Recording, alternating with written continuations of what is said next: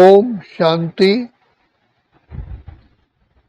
परम पिता शिव परमात्मा हमारे जो पिता हैं, इस सृष्टि पर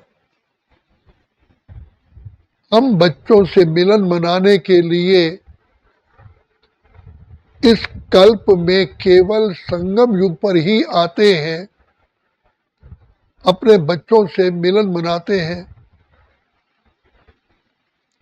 हम आत्माओं ने अपने प्यारे पिता को द्वापर युग से बहुत प्रयत्न करते भी, तपस्या करते भी, व्रत नेम करते भी,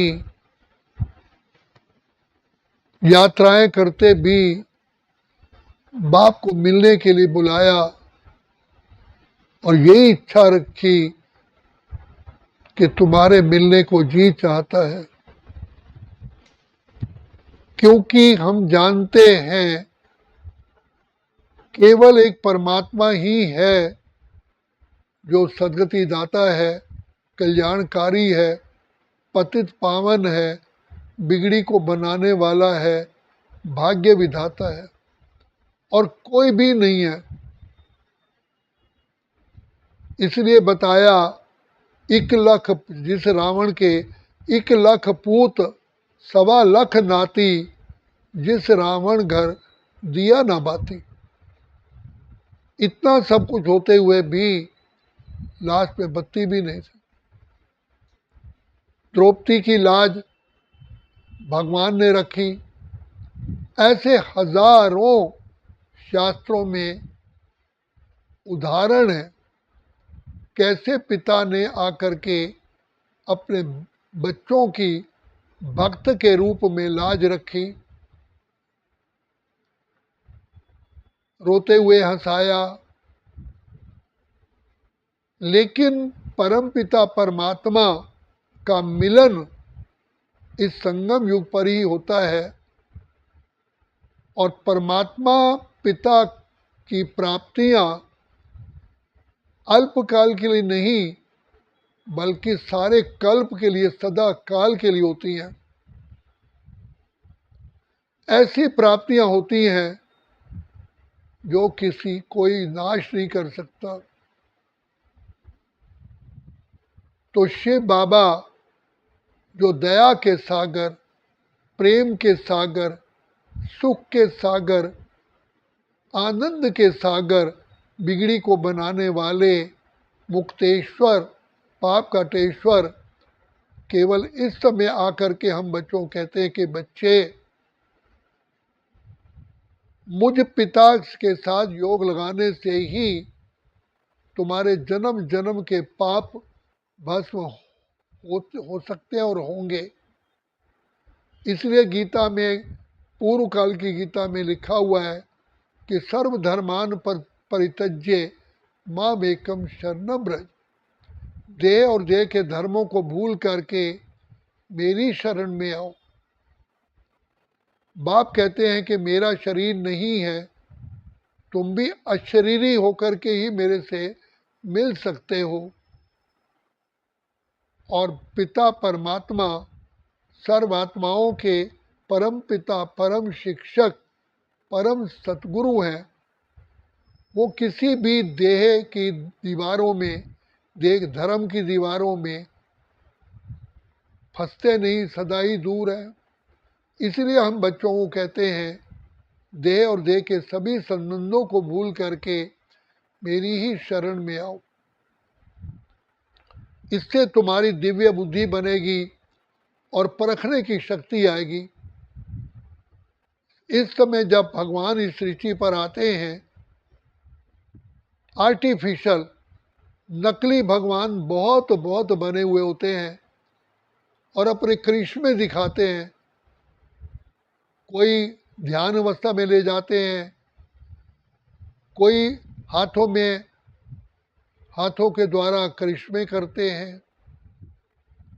तो बाप कहते हैं, पिता परमात्मा को पहचानने के लिए दिव्य बुद्धि चाहिए, परखने की शक्ति चाहिए।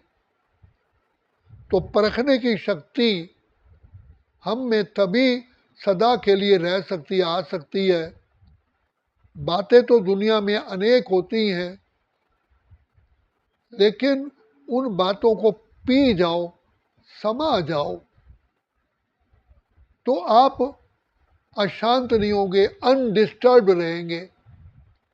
नदियां हैं, नदियों में पानी में कूड़ा आता है, वो कूड़ा अपने किनारों पर छोड़ देती हैं, लेकिन नदियां जो कूड़ा समुद्र में ले जाती हैं, समुद्र उसको समा लेता है। इसलिए सदा कूड़ा कभी साइड में नहीं आता, किनारे पे नहीं आता, सबको समा लेता है, इसलिए वो अनडिस्टर्ब रहता है। भले लहरें तो आती हैं, लेकिन कूड़े की वजह से वो परेशान नहीं होता। दूसरी बात है, शास्त्रों में बताया गया कि सागर नदियों से पूछता है कि ऐ नदियों, आपके किनारे पर बड़े बड़े वृक्ष खड़े होते हैं, आप अपने प्रवाह के साथ अर्थात फ्लो के साथ बड़े बड़े वृक्षों को तो ले आती हो, लेकिन जो बैत के वृक्ष होता है, बैत का पेड़ होता है, वो फ्लेक्सिबल होता है, उसको तो आप कभी नहीं लाते हो। तो पर सागर को नदियां जवाब देती हैं कि जब हमारा प्रवाह होता है अर्थात स्ट्रीम करंट होता है, तो बड़े जो पेड़ हैं वो अभिमान के कारण हमारा सामना करते हैं, क्योंकि वो अपने आप को बहुत शक्तिशाली समझते हैं, हम उनको जड़ से उखाड़ लाते हैं। और जो बैत होता है वो हमारे ही करंट के साथ अर्थात हमारे प्रवाह के साथ अब एडजस्ट कर लेता, मुड़ जाता है, तो हम भी उसको कभी लाते। इसीलिए शिव बाबा कहते हैं परखने की शक्ति आपकी तब आएगी जब आप अनडिस्टर्ब होंगे, डिस्टर्ब नहीं होंगे, और आप सरल चित्त होंगे, सरलता से आप डिस्टर्ब नहीं होंगे। इसलिए सरलता का स्वभाव, मीठा स्वभाव हमारी परखने की शक्ति को बढ़ाता है, क्योंकि आत्मा को परखने के लिए, बुद्धि को परखने के लिए शांत वातावरण चाहिए। मान लीजिए कोई व्यक्ति क्रोध में आ गया और थोड़ी ही देर के बाद अगर उससे कोई पूछा जाए भाई ये कर्म करें या ना करें, आपका क्या निर्णय है, वो कहता है नहीं अभी मैं डिस्टर्ब हूँ, अभी मैं निर्णय नहीं दूंगा, तो आप बाद में बताइए। और निर्णय तुरंत लेना है। तो इसीलिए शिव बाबा कहते हैं बच्चे आप परखो कि मुझ आत्मा को भ्रष्ट करने वाला, बर्बाद करने वाला ये व्यक्ति है या समस्या है, उसकी बातों को समा जाओ, अनडिस्टर्ब रहो, तो आपकी निर्णय शक्ति बहुत काम करेगी। उससे पहले परखने की शक्ति चाहिए। बाबा कहते हैं, परमात्मा कहते हैं तुम्हारे द्वापर युग से इन काम, क्रोध, लोभ, मोह, अहंकार के संस्कार हैं। तुम्हारे सामने अनेकों व्यक्ति आएंगे जो छल कपट करेंगे, लेकिन अगर आपने नहीं परखा तो आप उसके धोखे में आ जाएंगे। सीधा सा मिसाल दिया जाता है कि श्री राम, लक्ष्मण, सीता तीनों बैठे हैं और वहाँ सोने का मृग आ गया। सोने का मृग कभी होता है क्या? ये छलावा था, धोखा था। तो सीता महारानी नहीं परख पाई कि क्या यह सत्य में हिरण है या कोई कपटी दुष्ट रूप बदल के आया है। ऐसे ही रावण साधु का वेश धारण करके आया, लेकिन उसे परखने में गलती कर दी, उसको रियल साधु समझ लिया, तो कितना बड़ा धोखा खाया। तो शिव बाबा कहते हैं कि बच्चे, मेरे ही बच्चे बन करके माया पांच विकारों को जो व्यक्ति के रूप में आएंगे उनको परखना चाहिए। ये सत्य बोलते हैं या परमात्मा सत्य बोलता है? सत्य कौन है? तो भगवान कहते हैं कि बच्चे पहचानो। इसीलिए गीता में कहा, कोटों में कोई विरला ही व्यक्ति होता है कोई जो परमात्मा को पहचानता है, और उनमें से भी कोई में भी कोई होते हैं, और जो पिता परमात्मा से प्राप्ति हो सकती है उसको संपूर्ण रीति प्राप्त करते हैं।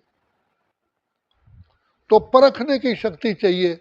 इस जीवन में व्यक्ति भी आएंगे, परिस्थितियां भी आएंगी, अनेकों समस्याएं भी आएंगी, लेकिन परखने की शक्ति होगी कि मुझे इस समय पर कहीं मैं इस पर बर्बाद तो नहीं हो जाऊंगा।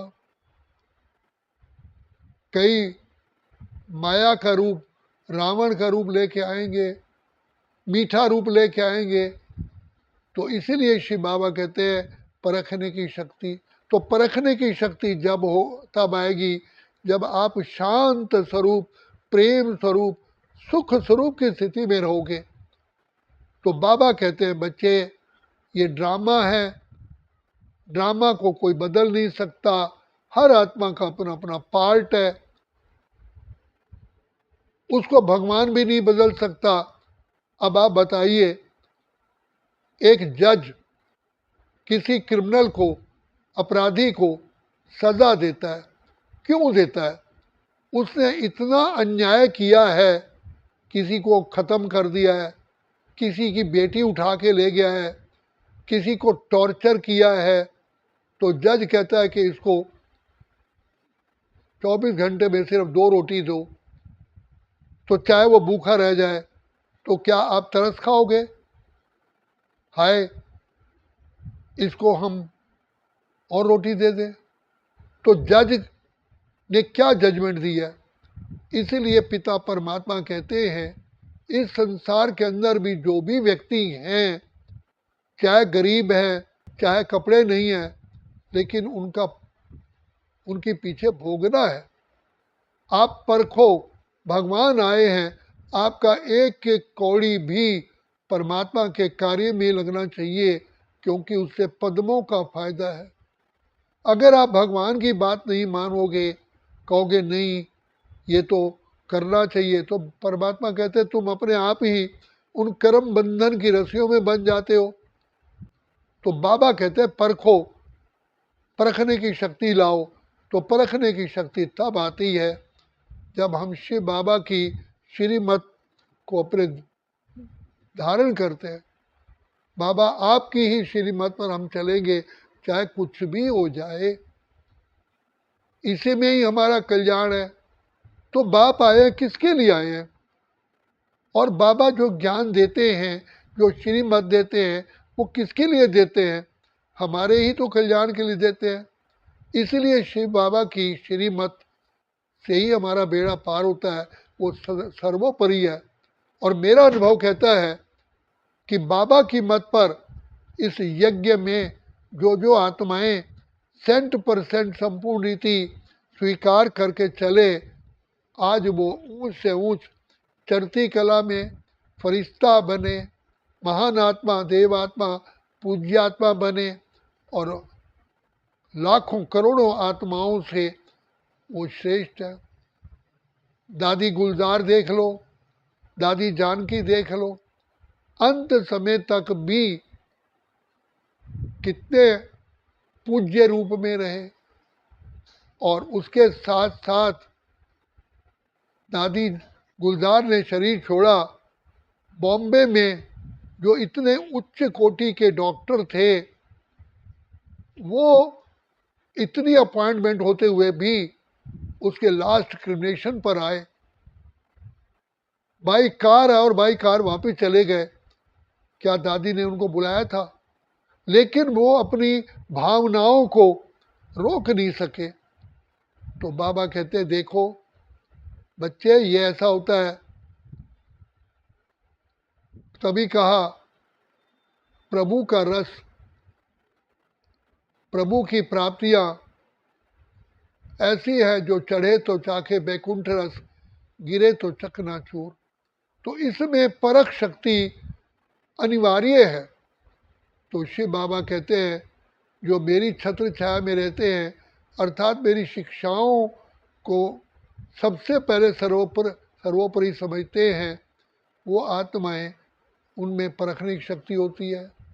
परखने की शक्ति के बाद ही निर्णय शक्ति आती है, नहीं तो निर्णय शक्ति भी समाप्त हो जाती है। तो संसार के अंदर सर्व दुखों से बचने के लिए और दोखों से बचने के लिए परिवर्तन शक्ति अति अति आवश्यक है। इसलिए बाबा कहते हैं कोई बातें होंगी लेकिन उनको समा जाओ, पी जाओ, डोंट बी डिस्टर्ब। और डिस्टर्ब करने वाली ये माया 5 विकार हैं। तो इन 5 विकारों से रक्षा तभी हो सकती है जब हम निराकारी स्थिति में रहते हैं, तभी हम इन विकारों से बच सकते हैं। इसलिए बाबा कहते हैं बच्चे तुम आत्मा हो, तुम देह नहीं हो। देह तो नाशवान है। तुम आत्मिक स्मृति में रहोगे तो तुम्हारी बुद्धि सही परख सकेगी, निर्णय करेगी। और इस समय पर मुझे क्या करना चाहिए, व्यक्ति व्यक्ति को परखना पड़ता है।